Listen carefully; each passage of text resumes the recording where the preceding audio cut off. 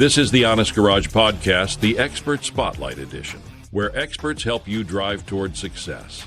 Welcome to the Honest Garage Podcast, Expert Spotlight Edition. I'm your host, David, and with me today is Paul. And today on the show, our guest is Coralee Zueff, author of 5-Star Service Advisor and Coralee's Car Care Cookbook. She's a master service advisor, coach, public speaker, and service advisor trainer. Coralee works with shop owners, managers, dealerships, service chains, and advisors to improve communication with customers and technicians, increase approved work naturally, and reduce conflict at the counter. Her training focuses on confidence, customer conversations, team communication, and real-world skills advisors can use right away. Coralee, welcome to the Expert Spotlight edition of the Honest Garage Podcast. How are you today? Thank you. Doing good, thanks. Great. Thanks for taking the time to be with us. So we typically start out with kind of a softball question that just kind of interesting for those of us car people in the industry. What was the first car that you drove that kind of tied into how you got into the industry? Okay, I'll go quickly with my first and second. The first one was a 1986 Chevy Sprint, which it was manual, so it was cool. I didn't kill the transmission, but that was my first one. The second one was a 1987 Dodge Daytona that had a turbo, and that was an awesome car. Yeah, absolutely. That's a big change between the first and the second. It was getting a job and having a bit of money to actually buy one. Do that, huh? Yeah. For the shop owners and advisors who don't know you yet, give us the quick version. How'd you go from working in the industry to now the author of 2 books and training advisors and everything else that you're doing?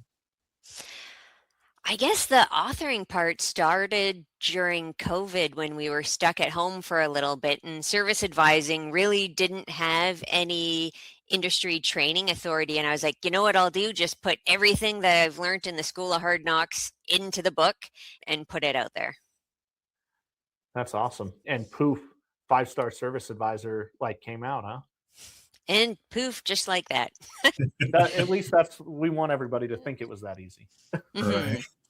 So you typically work with advisors, managers, technicians, and owners. What do shop owners sometimes misunderstand about how difficult service advisor role actually is? Like from an owner standpoint, looking at the service advisor. Correct. I guess if we're thinking like an absentee kind of owner and the service advisor is kind of in the thick of it, they may not be aware of all the little bits and pieces and different directions that the service advisor is being pulled, like the ordering of the parts and parts being on back order, and just being able to find stuff now is becoming more and more challenging.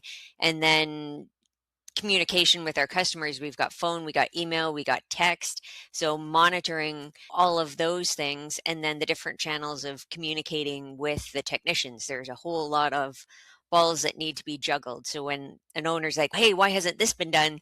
There's usually 7 things on the list that we're working through. Yeah.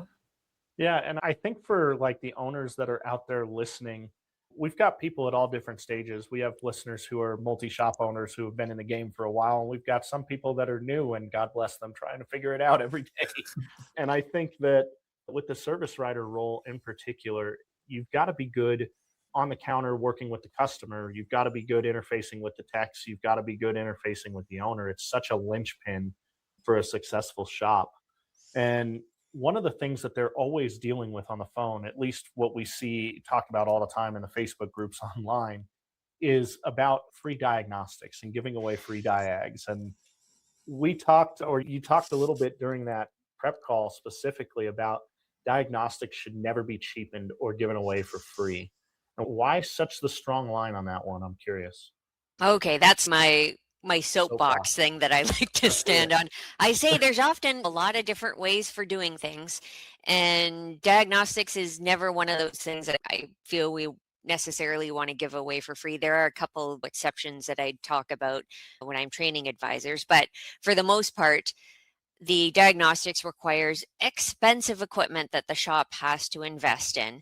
And for the technician doing the work, it requires training years that they have been through, as well as experience and the drive and the determination to get to the root cause of that problem. So that's never something that we want to give away. It's something that we want to put on a pedestal and show the value of. Yeah, Yeah. that makes a lot of sense. But a lot of advisors kind of struggle with that, taking their time to actually explain it and or using the tools available to them. How should they explain the value clearly and confidently to the guy who's just coming in wanting to get something done, but has something truly expensive and or dangerous for them to get back on the road? Okay, that could be a couple of different things because diagnostics may not necessarily be a dangerous thing. I was thinking kind of check engine light would be the one that we need to explain. If the car is making a super crazy grinding, clunking sound, then that should be easier to explain than something that's just a light. Is that sounds like there's metal on metal grinding and it shouldn't be happening, right? So that's an easier one to maybe leave it with us. And I think with the diagnostic piece, what we saw when I was growing up in my dad's shop was people would always, I know I need new brakes. My brakes are grinding. Why Mhm. are you going to charge me a diag fee when I know what the vehicle needs? I've already diagnosed it myself. I just don't have the tools to do it. It's not always just the simple check engine light read, and people get frustrated that they're like, why do I have to pay your diag fee when you and I both know what's already wrong? How do you handle that customer?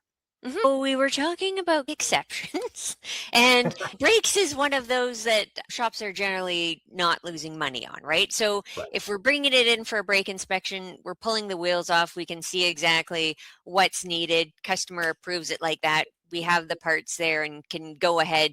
There's no lost time there, right? Sure. Quite a few people can look at the brakes and analyze exactly what it needs. So if we were giving a bit of a break in diagnostics, something like that is a small kind of thing that I wouldn't necessarily say you need to charge on if all of those things line up. If we have to bring it in and take the wheels off, measure everything, we can't get a hold of the customer, wheels go back on, kick it out, then that's time spent that we have to redo it, right? So really thinking about the time that goes into that. And we want to make sure that customer is available for when we are trying to reach them. Yeah.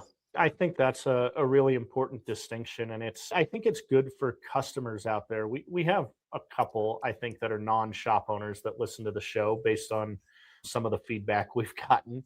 I think it's good for them to know that there is a little bit of wiggle room there. But the importance of charging for that diag fee, like you said, is there's so much expertise, so much cost that goes into being able to just look at it. Or walking them through, we have to go for a road test. We're perhaps measuring the temperature of the wheels at certain times because maybe we suspect something is getting hot or something is Yeah, your seizing brakes or are binded or dragging. something like that, Mhm. right? If something is dragging, so we have to verify it on a road test. We're doing that testing before it even comes in. Then we're bringing it on the hoist, which takes time and pulling wheels off and all that stuff. So walking them through what we're actually doing, we're measuring the rotors, we're measuring the pads, we're testing the brake fluid. So we can have that list of all those things that we're going to do. So it's not just a quick peek kind of a thing.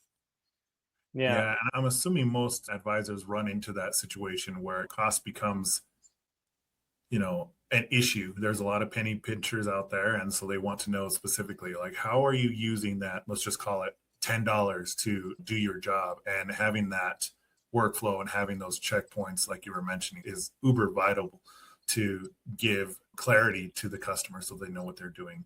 Is that something that do you feel should be winged, or should be every system should have their own checklist, I guess I would call it?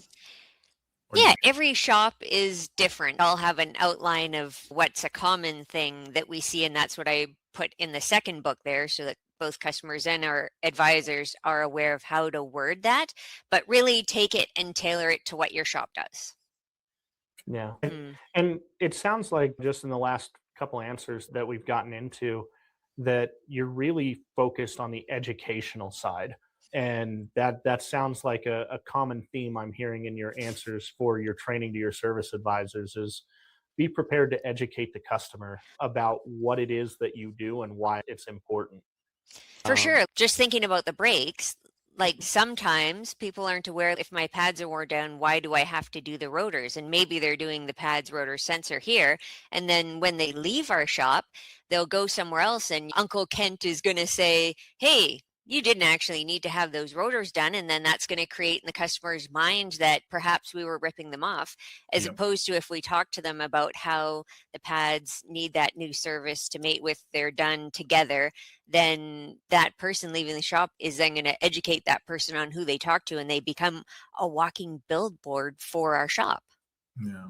I have an oddball question. How much time do you think a service advisor should estimate or give to the customer for education? Should it just be as the customer needs, or do you think that there's truly, let's give them a good 5-10 minutes of education or demonstration or walk them out to the car? Like, how far should an advisor actually go in that education aspect? Again, I never usually put a time frame on it, because every customer, the amount of time that they have, the explanation that's needed is different. Somebody's picking up their vehicle and they don't necessarily have time to look at things, but to make sure that we are available and we have all of those resources for them, and that we've also documented it as well so that they can read over it after. Yeah, that makes sense. And I think we're crossing kind of a fine line in the world where everybody wants that instant gratification. They want, give me the details, but give me just what I need and make it fast. What's the difference when you're training somebody between, or when you're talking to somebody as a service advisor, between kind of educating them and overwhelming them? How does a service advisor know when the right time to stop is? Okay, that is an interesting one. I was just going over the foundations one that I do for new service advisors. And if you don't, I came from a technical background. I started off doing the automotive foundations program, which is the base here in Canada. And then I went into sales. So I have that base automotive knowledge to pull from. But a lot of new advisors who may be coming from the customer service industry don't have that to pull from. So it would take forever to cram all of that knowledge into that person. So rather than do that, I give them the tools so that they can learn, because we're never going to know absolutely everything. Vehicles are changing all the time. So I talk to them about using their parts supplier, for example, and diagrams, and so that they can educate themselves and even use those diagrams to educate the customer and see, okay, this is the brake rotor and this is the caliper and the pads go here, so that they don't necessarily have to bombard the shop with a lot of questions. They can read through the procedure themselves and see what goes into it. It's like, why is this taking X amount of dollars or half a day to do? And they could get a gist of doing it without actually doing it. And then actually go out to the vehicle and have a look as well, because when they see it, they can put it into their own words. Yeah. I think that actually connects perfectly what we talked about on the prep call, which is AI, right? Customers more than ever are walking in with information, sometimes better, sometimes worse. That's up to however they read it through. But with customers that are bringing in their symptoms or plugging it into ChatGPT or Gemini or whatever, how should an advisor respond when a customer already thinks they know what the diagnostic is for the car, where they should be going, or how much they should be charged, or how long it should be? How do you advise advisors to communicate with those type of customers? Okay, there's a whole bunch of different routes that you could go down to. One is if that person is really serious and it could be like an intense conversation, add a bit of humor and make something to joke about. Like, when has Chat GPT or AI or Gemini or whatever done something wrong? You've asked them, what is it going around right now? Ask it with your voice, how many E's are in 17? And it can't do it. It can't give you the amount of E's. Maybe the third time it gets it right. So kind of joke. Have you heard that trend going around? Have you seen it where it can't do this, and do it on your phone? And it breaks it up with a bit of humor. They're laughing, we're laughing, and it shows kind of how silly putting all of that stuff into an AI and wanting them to diagnose the vehicle can be. So that's one way, depending on what kind of customer you have. The other thing is, going down the more serious route, is I've had somebody before bring in a 4-page thing with their symptoms, and they've put it into Grok and ChatGPT and Gemini to get all of the things. And it says what it possibly could be in a diagnostic thing. However, I like to focus on the part where they had to put in the symptoms. They had to Mhm. put what it was doing, how often it was doing it, all of those things, which is a great resource for the technicians that people don't usually come in with all that information. It could be hard to pull it out of the customer. So really give them credit on being able to provide all of that detail, and then we'll have a look at it. Yeah, and I think that is such an interesting place because we see that all the time in the marketing world, obviously, where ChatGPT and AI writes content really well. And we have people all the time who come in with pages and pages of document that they're like, look, this is everything we need for our website. And it's like, I have to remind you that ChatGPT is only as good as the person driving the car, and that the editor is still responsible for going through and adding a human touch to this content, or it's going to read just like everybody else's. On the service advisor side, when a customer comes in and they're like, they think that it's yes or no. My car either has this and I diagnosed it properly, or I did not. There's a lot of things in automobiles that are, you may have diagnosed the symptom, but you didn't diagnose the root problem that caused the symptom. And I'm wondering where that communication comes back into play for a service advisor from your point of view. You've given them credit. Good job. You gave us so much to go off of at the beginning. But how much of that should a tech take into account? How much of that should a service advisor take into account versus what they find on their own road test?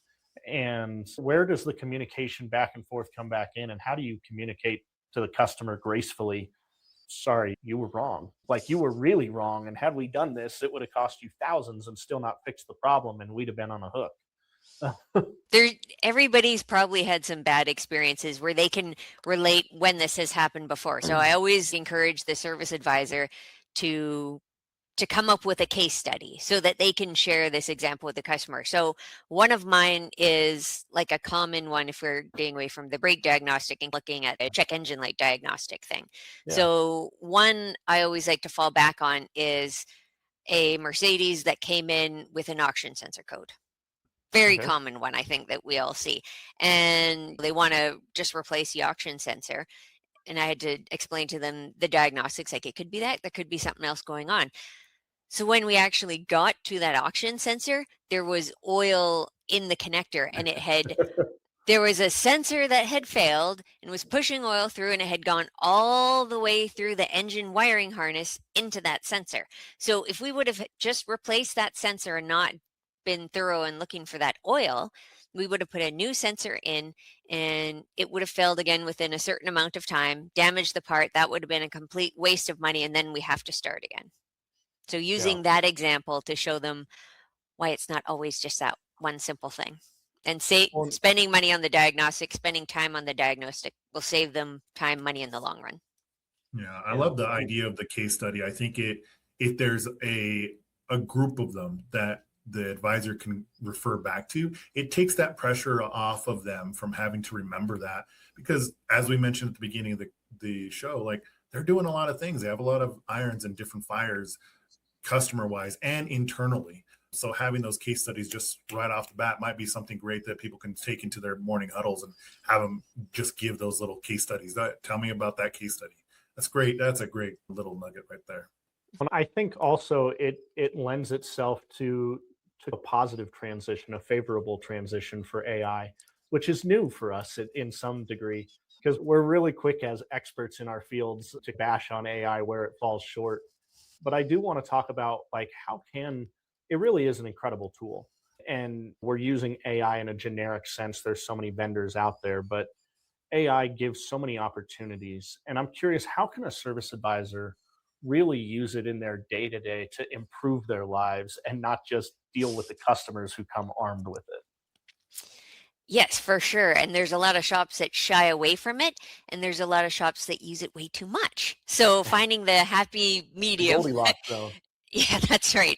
In the middle, so it's not too much there, right? I didn't go to school for English and writing, so sometimes if I've just put all my thoughts together, for an email, you could see what it comes out with for writing you something different. There are great tools out there. One I can think of off the top of my head, especially for new advisors that didn't come with a technical background, is you can create a flow. There's products out there that have a flow, or the shop can create it. What kind of questions to ask? Somebody's coming in with a check engine light that has no symptoms. What information should we get from them? What questions to ask? So that's been a great one. I've actually, when training service advisors, going from one person who was brand new, and I think they came from the medical field, from using a tool like that to the next week I talked to them, the shop didn't come out and ask them to follow up with the customer for any more details. So that seems to be a great feature for new advisors, and they'll eventually learn off the top of their heads. When I was doing it, we had paper, like the doctor's office, right? And now it's in AI, and it prompts you when to ask these questions. Yeah, I think that the way that the direction of AI in particular with phone call handling and stuff is going to be really exciting over the next 6 months plus. It seems like it's coming really fast. Our last expert spotlight was with Jay Power from OctoRocket, talking about some of the stuff that they're trying to incorporate AI wise into phone system stuff. So I'm personally excited for some of that stuff, because I do remember scribbling shorthand notes taking calls for my dad at the shop, going, yeah, I think I got all the symptoms down. The customer was kind of talking really fast, and there was a kid screaming in the background. Yeah, there's a tool that'll listen and record those notes for you. So then you don't have to scribble them down and then transfer them onto the appointment in the RO. It does it for you, which is amazing, which can free up time for us. Yeah, and then you mentioned with the phone calls, rather than having if we miss a call, having it go to voicemail, there is a bunch of different products out there that will ask the customer a few different questions so we can get more information from them, which I feel can be a good feature. Some people don't even know that they're talking to an AI, and there's some also not so good ones out there that I've tested as well. Yeah, it's a work in progress. We're in the Wild West when it comes to that kind of thing. But I have just an off the wall question, or comment, I should say, is when you're listening to phone calls and you have an advisor who has their head every which way but on the phone call, what kind of advice would you give that advisor when they're answering the phone, or how would you coach them into being better on the phone while still handling everything else? Is there any technique or anything that you might suggest? Before they pick up the phone, like doing it like a receiver, they really need to spend like a second, take a breath, let it ring once to clear their mind and just focus on that phone call if that's what they need to do. Or if they're absolutely in the middle of something, letting it go to voicemail and then returning that customer's phone call like 2 minutes later.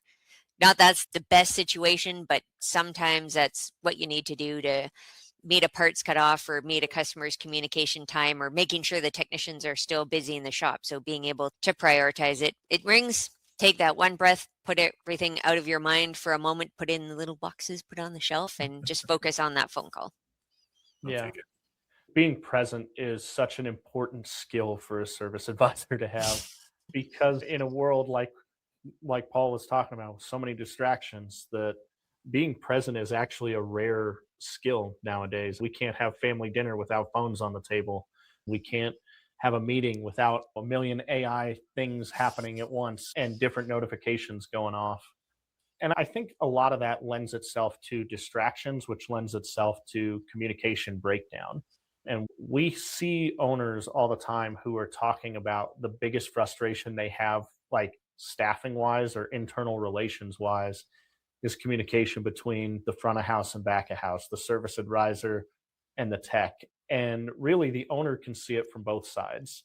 They're seeing frustration on the service advisor side because the tech isn't communicating what they're seeing and as they're doing the DVI, or they didn't take the pictures they were supposed to when they did the DVI.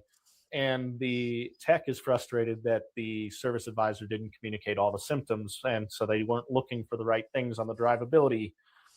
So with that, in your opinion, where does that communication breakdown usually start? And what's the best thing that an owner can do to help mediate that bridge of communication in the shop? So that's why I put together the service advisor technician communication class, and I do it periodically, just an hour long. Grab the whole team, set them down to go over that, and really focus on as a service advisor, if I don't get all the information right for the technician, how frustrating it can be for them. It can wind up with them being late going home, not as productive, and not being able to potentially make bonuses. Then they go home to their families and they can't enjoy their families, and potentially they may look for another job because it can be so frustrating and challenging at work. And then on the flip side of things, for advisors not getting the recommendations on time, not getting the diagnostics on time, not getting all of that clear information, then we can't create work orders and communicate with the customer as quickly as we should, which both ends can drop profit and lead to somebody looking for another job. And I don't know about you guys, or at least in my area here in Canada, finding employees is very challenging. So working at keeping the good employees that we have and keeping them handy and improving that frustration so that everybody's enjoying their workday and nobody is going home frustrated is the key. Yeah, I think that's so great. And it's something it's that all staff huddle that is so important that nobody thinks is valuable until they stop doing it for a while, or until they start doing it for the first time ever and see what it fixes. Just look at it from the other person's perspective. If I don't give all these notes, how challenging is it for them to do their job, and vice versa? Yeah. Do you think there should be an order of, should a repair order include certain aspects for the technician that are always on there? Or do you think it's just individualized based on the vehicle that came in? What questions should the advisor be asking customers up front? Is there standard questions? Again, that's something that could also be incorporated into that huddle, because what one shop is asking their question or their customers may not necessarily be what this shop is asking, and everybody's diagnostic process is different as well, right? Some people get a specific amount of time approved. Some shops have a tier of diagnostics there as well that depends on what the symptom is, or can depend on what tools are needed. So really going through and making sure that both the service advisor and the technician and anybody new starting off knows where that baseline is. And then you can communicate that with the customers as well. Yeah. And I think that hearing that from you as a trainer is important for our listeners to hear, because flexibility is important, and individuality. Individuality? That's right. For the shop is also important, because everything runs different, and having those daily and or weekly team meetings, team huddles, is really where you're going to make the most of your money, because everyone's going to be on the same page. I love that. Yeah, and on the tech side, I know you train service advisors, but if you could write up the perfect tech write-up or get the perfect type of information out of the techs in the shop, what should the service writers be asking their techs to provide so that they can actually communicate effectively to help on the sales end on getting more work approved? Ooh, that is a good question. So it's very common for there to be the cause and then the correction, and then a lot of shops and dealerships end it right there. Yeah. For us as service advisors, it doesn't just end there with the customer. They are going to ask us questions like, how bad is it? How long is it going to last for? Why did this happen? Those questions. So having the answers to those and being prepared is very important. And we might have to go back and ask the technician that. We may not need it every time, especially as we gain more automotive knowledge, but anticipating what common questions our customers are going to ask us and making sure we have those answers. I was just thinking it'd be nice to get techs to just spend the way in football they watch film, or in any sport there's a film watching session. It'd be great to get a tech to just spend 30 minutes listening to phone calls every month and just go like, see, this is what we deal with. These are the questions that we're getting followed up on. Of why are you even bothering asking that question? That's not the problem. But thinking about questions that they'd ask in that position, like using an example that we'd understand, like maybe think about when we've had a family member go in for medical testing and procedure, right? What kind of follow-up questions are you going to ask for, here's the cause and here's the correction, what would you ask that doctor, and then put it into car terms. Yeah, I love that. I think that kind of leads a little bit into what we've been hinting at and not is the idea of shops having scripts. We talked briefly on the prep call. You said you shy away from scripts because they can sound unnatural. And then if the customer goes off script, the advisor can get caught in the headlights or freeze. What do you prefer instead? Like, how would you train consistency into the shop if not for scripts? What do you recommend? Yeah, so making sure that the service advisor has all of the things that they may need, their personal experiences in their figurative service advisor toolbox. If I'm talking to a customer about doing a quick scan on a vehicle and why the diagnostic isn't just easy as plugging the scan tool in, then I use an example of when my husband went in for a blood test and it came back saying his triglycerides are high. I use that as an example when thinking we have a lean code, right? So that code's not telling us how to fix the problem. We need to do further investigation. So using my husband's blood test is an example that I know off the top of my head and I can resonate with, and it's going to come off genuine to my customer. So I encourage all the service advisors to come up with their own example, something that's personal and resonates with them. Look at it and pick something from your life that you can compare it to. I think that's great advice, and it makes you relate. As a service provider, you're a customer service representative. You're a CSR in a lot of other industries. That's what you would be called. And that the relationship is so important. And you build that by opening up a little bit, by sharing things that are personal and by connecting at a human level. And I think that by just making the diagnostic relatable, making the explanation relatable is critical. It makes a big difference on the sales side. And from the sales side, that's obviously a big part of the service writer's role, getting repair orders approved. I know you talked about on the prep call about having a multiple option set up for a customer instead of just a yes or no. Talk to me about what that looks like, and from your opinion, how that helps the customer feel more supported. Yeah, so rather than have one estimate and the customer is going to tell us yes or no, I like to, oftentimes when the situation calls for it, have two estimates and then the customer can choose which one best works for them. And it's not even necessarily that we're going to put on parts that are going to fall apart that we don't like. I'm not saying ever to do that. Don't put on parts that you can't trust. But oftentimes there's a couple of variations or a couple of different brands that'll work well in their shop. So it could be a couple of different brands. It could be we have to ship the item here, what regular shipping or rush shipping is going to look like. Or it could be something where there's a combination of labor, right? Where we're doing ignition coils, and do we want to look at when that spark plug interval is and give them the option to do the plugs and coils or to do just the coils?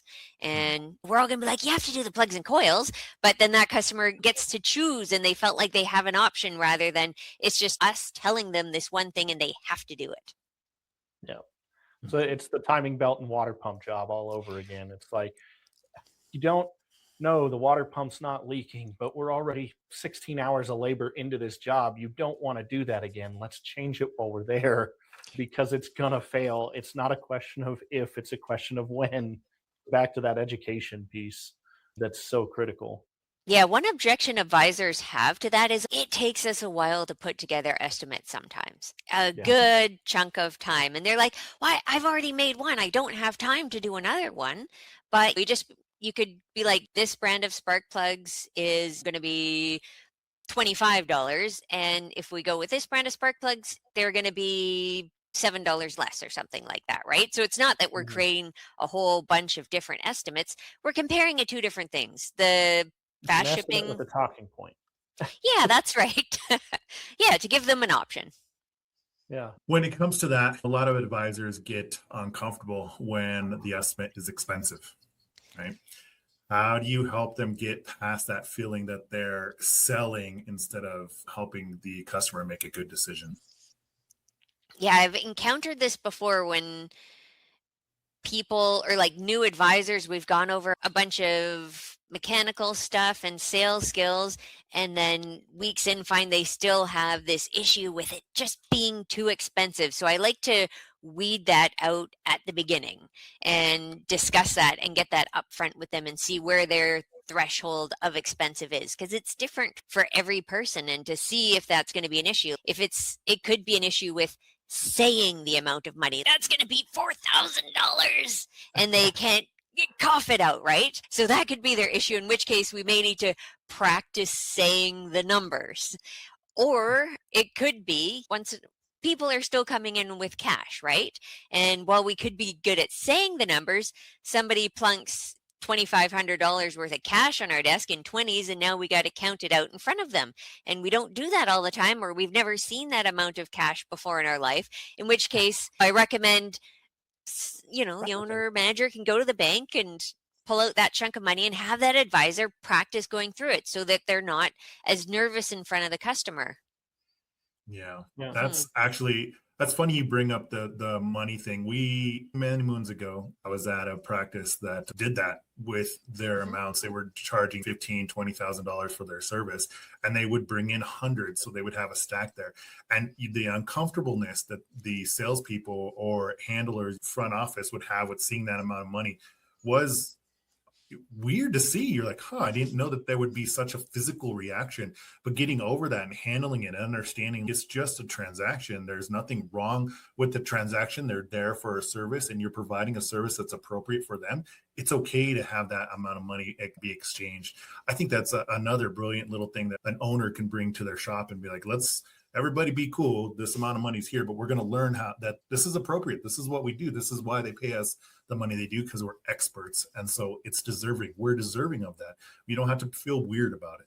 I love that. And on the flip side of things, maybe they don't feel that don't have that threshold of expensive, or they've never handled that amount of cash before. So actually seeing it and adding value and knowing the importance of it, that it's not just that $2,800 number that's on our screen, that's money in somebody's account that's going to come out. So being conscious of that too, that they're now passing over their paycheck to you. So seeing the value in it as well is important.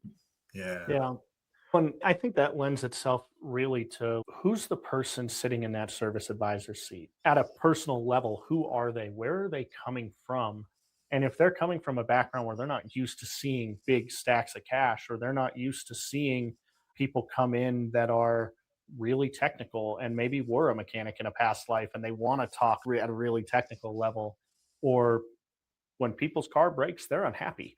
And if you're getting people from industries that are used to dealing with just happy customers who are there having fun or on vacation, it's a different vibe for that person sitting in that service advisor role. I know that you train service advisors all over the place from a lot of different industries.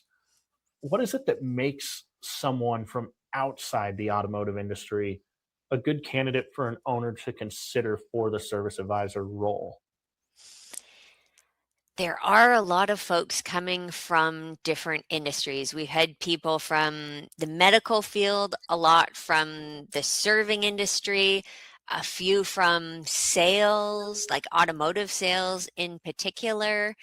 And they usually come in because they have great customer service. And it's really fun getting a group of people who came from the technical background and then people who came from the customer service background together in a class, because the technical people are often like, they want to say absolutely everything and kind of dominate the class. So I love getting the customer service people involved as well, because they have something that the technical folks can learn from. They can learn from each other. I was working with a group once, and the same thing came from both sides, and I was working with them on selling brake fluid flushes. It's a specific shop, and they could not sell brake fluid flushes for the life of them. I think it had been 2 years since they've sold a brake fluid flush, and they had only done it when they had brake line or caliper issue, not like a regular maintenance thing. So I talked to them about the importance of it and what could happen if it's not done. And we got the tool for testing it. And we had gone a couple of weeks and they still haven't sold one yet. So there was 2 people who were from automotive, one who had just come in a couple of weeks from customer service. And I'm like, okay, let's just go into the shop and we're going to watch a technician perform a brake fluid flush. And the one customer service person goes like, It's just like the car is getting an IV. The old fluid is going out and the new clean fluid is going in, just like an IV in a hospital. And that afternoon, she was able to sell a brake fluid flush on a 4-wheel brake job just from seeing it and being able to put it in her own eyes. So while she didn't have that technical background, she could see it and come up with a great example. And then the technical folks could learn from that. So that was really neat. Yeah. And I've seen people build such a great rapport with their customers where they're like, listen, I know that brake fluid flushes are important. They're talking to us a lot about them. I'll be honest with you, I don't know exactly what it is, but our techs are really adamant that more customers should be doing them. If I can get a tech to explain to you real fast what it is, would that be something you'd consider like hearing out and maybe doing for me? I've seen people make sales by just being honest about, I don't actually understand. Can I learn with you? And you bring the customer along with you in that sales process and they feel like they're helping you out. And I think a tech or somebody from a tech background just cringes at that. I'm sure they're listening to this and going like, no, don't do that. They're like, But a I'm doing customer stuff in the service- back. You don't need to pull me up here to get this done. But maybe But, once or twice just to learn it. But then hopefully there should be more, right? I guess that means I came from the technical background because I was like, oh, I could never do that. But but I can see how it's valuable, and the tech mate is probably expecting it as well. Yeah, the tech is ready in the circumstance I described, and they know that it's coming. But it's an example where the service writer has a rapport. They've been seeing this customer for years coming in and out of this shop, and they know that this customer really wants to do scheduled maintenance and that they already have a pattern of doing what they're supposed to be doing with their vehicle, but it's just never been offered before. And it's an example for that you shake off the rust a little bit of selling a brake fluid flush and go, we don't sell a lot of these, but our techs and our ownership is really talking about how important they are. I'm gonna be honest with you. I don't exactly understand what the process is, but our techs and owners say they need them. If I can get a tech to come and explain it for both of us, so that's something you'd consider.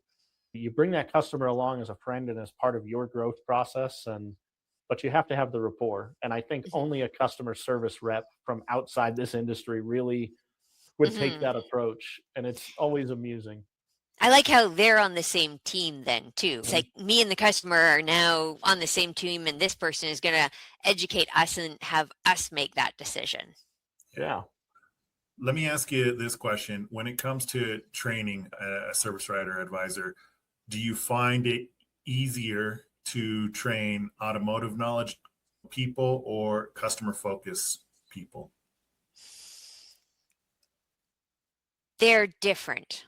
I figured you were going to say that. But I why wouldn't are say you one is different? easier or the other. I like to have them both together. So rather than me work one-on-one with a technical person or with a service advisor person, if I can have them together in a group, then they can help educate each other. And then I have this person kind of backing up what I'm saying, and then that person's also backing up what I'm saying, and we're all learning from each other. So I wouldn't, yeah. Sorry, I know not the best answer, but one's not easier for the other. It depends on what the shop needs. What do they teach each other? What are the number one things both directions? What does the technical background person learn from the service background and vice versa? So the technical person will explain or even explain everything up and up in different levels. So then the customer service person is going to gain that knowledge and then can also gauge when they are talking above what they need, right? When the customer is going to get confused. So they can explain that brake fluid is hydroscopic, which means it absorbs moisture from the air and then can damage all of these expensive components. So that's something the technician would add. But then the customer service person is going to use examples and talk to them about how you need to build rapport before you go and throw all that technical knowledge at them and how to do that. It's great. Yeah, I think that's a really good example. It's really challenging for both of those people to admit that they can learn from each other. And pride kind of comes in. I'm curious, just as you're leading these classes, what do you do as the facilitator, the instructor, to kind of get everybody to check the ego at the door a little bit and kind of have that conversation? I'd say that there's only been a handful of people. I can only think of a handful of times, like less than 5 fingers, where we've had an issue with somebody and their ego in the That's class. incredible. But I remember when we had those issues with somebody having an ego thing. And then everybody else just will shut them down. And it turns out to be embarrassing for that person. Yeah, I could see that. Mhm.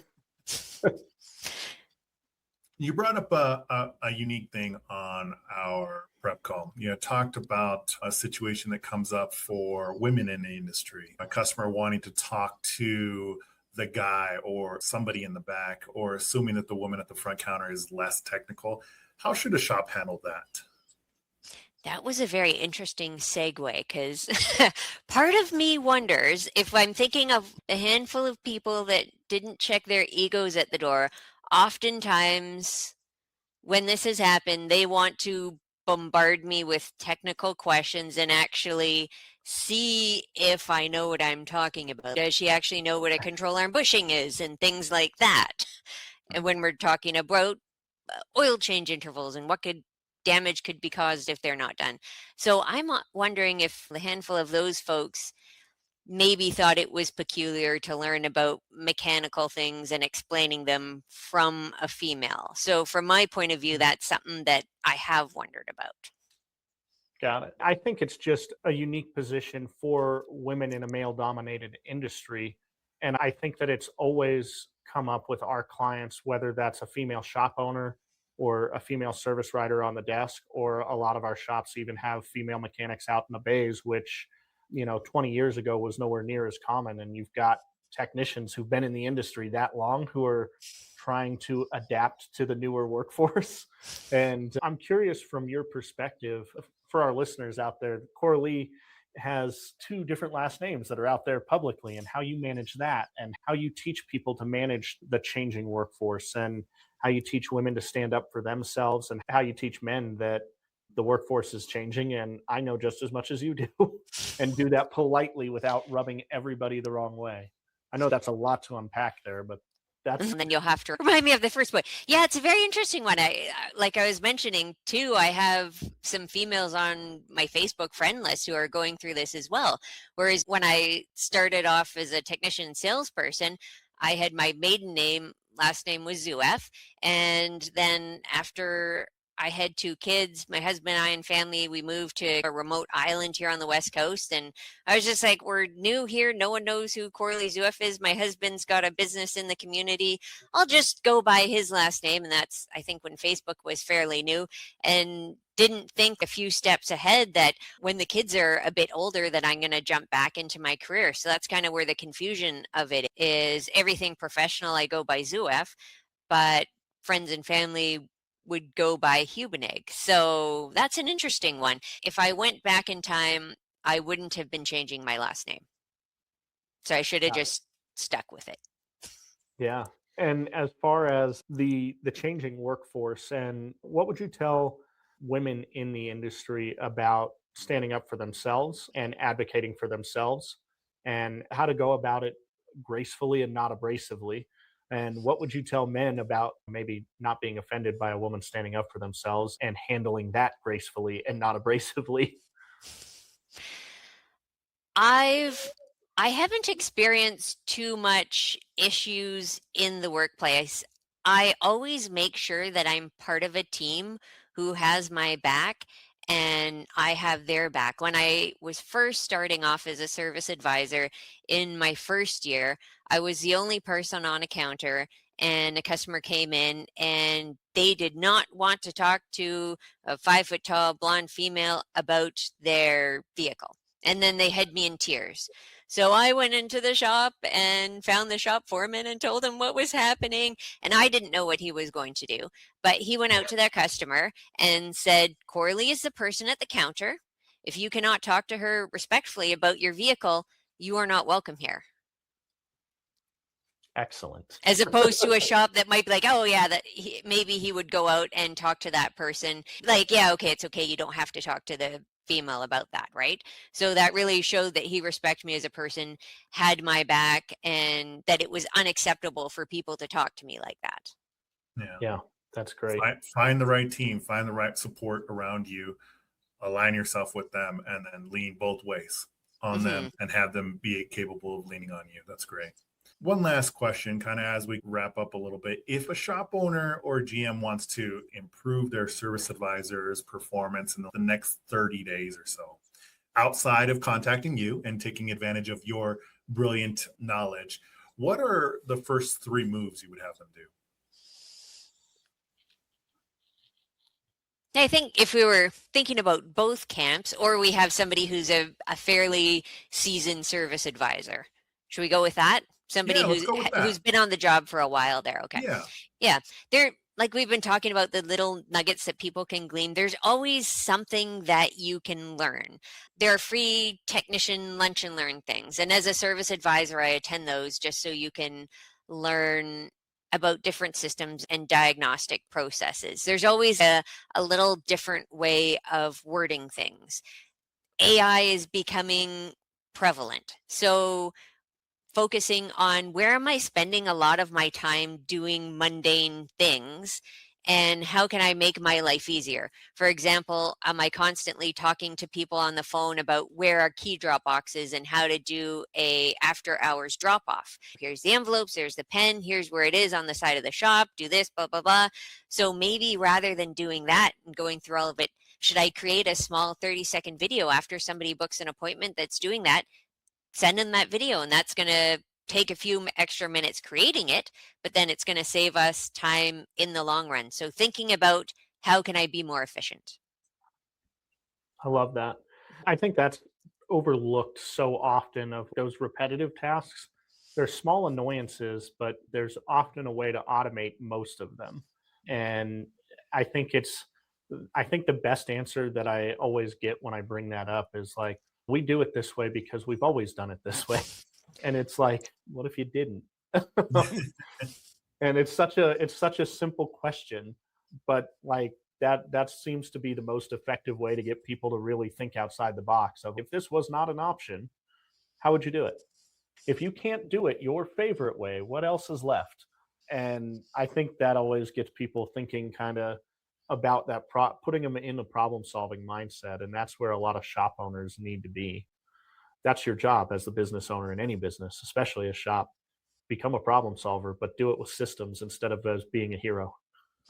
Yeah, if you have a great system for doing things, is it documented so every new employee will know about how you want them to do that? Could it be putting together a 20-minute training video that folks would watch? Yeah. And just before we wrap up, we actually got connected because of an awesome Facebook post you put out there about shop hierarchy. I don't want to neglect the opportunity to hear what it is you have to say about shop hierarchy for our listeners out there. I want to get this on the record before anybody else swoops you up. Oh, yeah, that's right. I think this is my first one doing that. That was an interesting situation, and I'll do it generically so no one knows who I'm talking about. So in that specific shop situation was interesting. Service advisor, small shop, and they were also dispatching work to a fairly new apprentice who had been there for a couple of months, and they had customer timelines to meet. They had parts cutoffs to meet there as well. And in this process of directing the work, the apprentice decided they had a more efficient way of doing the oil changes and inspections. So while that way was more efficient for them, it resulted in the inspection report not getting to the service advisor in time where they could quote out the work and have it sold while the vehicle is still on the hoist. So that kind of got my mind thinking of, okay, the shop hierarchy of who's in charge here and making sure we know when that is, and also talking about too, having those shop meetings or huddles and talking about appropriate times to bringing it up and having the outlet for them. So thinking of hierarchy of, okay, we have the owner and we have the manager and we have the service advisor, parts person, technician, shop foreman, all of these jobs, and some people might be wearing multiple hats. So making sure we have enough people to fill those roles, but not too many. Yeah. Mhm. I think you bring up an important point about just leaving the space for that innovative idea conversation to take place. And if everybody knows that they will have a space and a time to share that idea, it stops them from sharing that idea at an inappropriate time or trying to go rogue and implement it themselves. So that was a whole can of worms where we have the apprentice, we have the service advisor that are now butting heads. We get the owner manager involved. We got the other employees that are now watching the chaos Drama. unfold as well. Just a few small things and seeing how it can completely explode or how to avoid it happening in the future. Yeah. Yeah. Perfect. And I know we're there on time. So I just want to say thanks for coming on the show again today, Coralee, and for sharing your knowledge and connecting with us. It's been a great conversation. For those of our listeners out there who want to dig deeper than we have time to go in our hour long show here, what's the best way for them to get connected with you? Is it by the 5-star service advisor or Coralee's car care cookbook? Is it a website? How do they stay in contact with you best? So, yeah, if the books are on Amazon and they'd be under Coralee Zueff. I do have the website coraleezueff.com, and then I hang out on Facebook probably a bit too much. So if you have any questions or want to connect, and I'd love to follow shop social media as well, so you can find me on there. You can search Coralee Zueff, but I'll probably come up Coralee Hubenig. Excellent. And I think the whole point really of this specialist series is that we're bringing in experts who have a wide array of knowledge and a wide background helping different shops of different backgrounds. And I think you're helping solve, and all of the experts in this series help solve problems that are easy but expensive to ignore. They're easy to solve on paper, but because they're easy, they get ignored a lot and they become very expensive problems to keep overlooking. And so I would say, just to our listeners out there, if you got value from today's episode with Coralee, give us a like, give us a follow, and listen to the other expert spotlights, listen to the shop owner stories that we do. It's really fun getting to host these, and we have some incredible nuggets that are just shared throughout all of our episodes so far. And take the time to review us. It helps people find the show in the same way that it helps people find your shops and your businesses. And we take the time to read the reviews and read the responses from everybody. So don't hesitate to reach out. And if you're really looking for more information about a specific topic or a specific conversation, whether it be EV, legal, recruiting, etc., reach out to us. We'd love to hear your feedback and know exactly where you want it to go, because this is your show as much as it is ours. Yeah, absolutely. And then obviously, for those that listen to the show on a regular basis, you guys know we have a marketing company, Honest Mechanic Marketing. We'd be happy to have that conversation, marketing related. We'd be happy to talk with you on the podcast. We just love making connections in this industry and appreciate y'all making us feel at home here. So, Coralee, thank you one more time. It's been great. And everybody else out there, thank you all for listening. And as always, keep it honest in the garage, everybody.